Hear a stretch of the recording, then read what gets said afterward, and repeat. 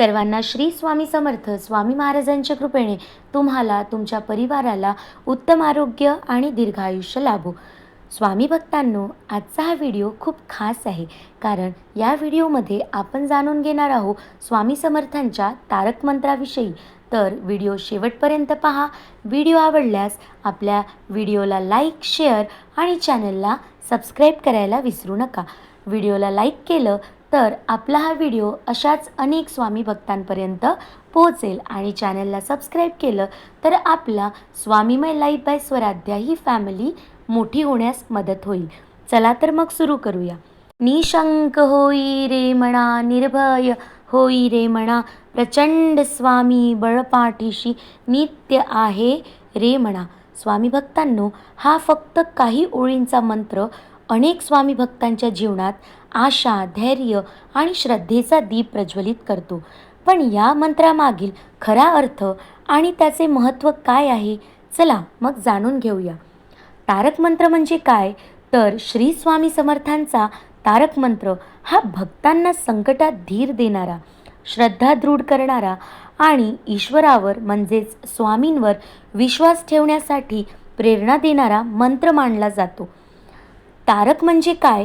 तर तारण करणारा किंवा जीवनातील अडचणींमधून प्रत्येक भक्ताला मार्ग दाखविणारा हा मंत्र. या मंत्राचे नियमित स्मरण केल्याने मन शांत होते, भीती कमी होते आणि सकारात्मक विचार वाढीस लागतात. या मंत्राचे आध्यात्मिक महत्त्व जाणून घेतल्यास आपल्या मनातील नकारात्मकता दूर करण्यासाठी या मंत्रामुळे मदत होते. संकटसमयी धैर्य आणि संयम राखण्याची प्रेरणा आपल्याला मिळते.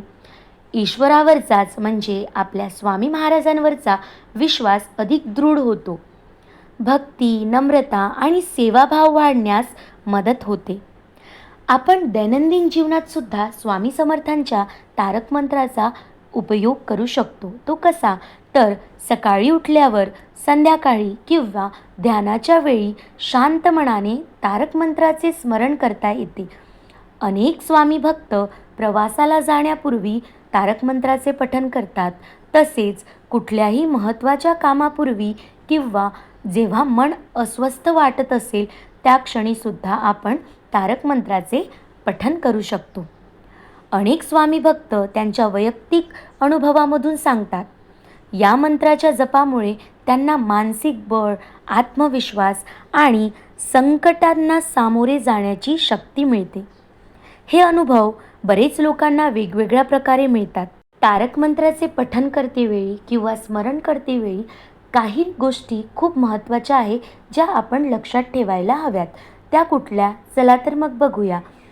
आपण जेव्हा केव्हाही तारक मंत्राचे पठण करतो त्यावेळी आपल्या मनात श्रद्धा आणि सकारात्मक भावना ठेवणे आवश्यक आहे. जेव्हाही पठण कराल त्यावेळी शक्य असल्यास मनात शांतता ठेवा. शांत ठिकाणी जप करा. लक्षात ठेवा, जपापेक्षा त्यामागील भाव अधिक महत्त्वाचा आहे. जप करतेवेळी नियमितता त्या जपामध्ये ठेवण्याचा प्रयत्न करा. इतरांविषयी सद्भावना आणि चांगले आचरण याची जोड भक्तीला द्या.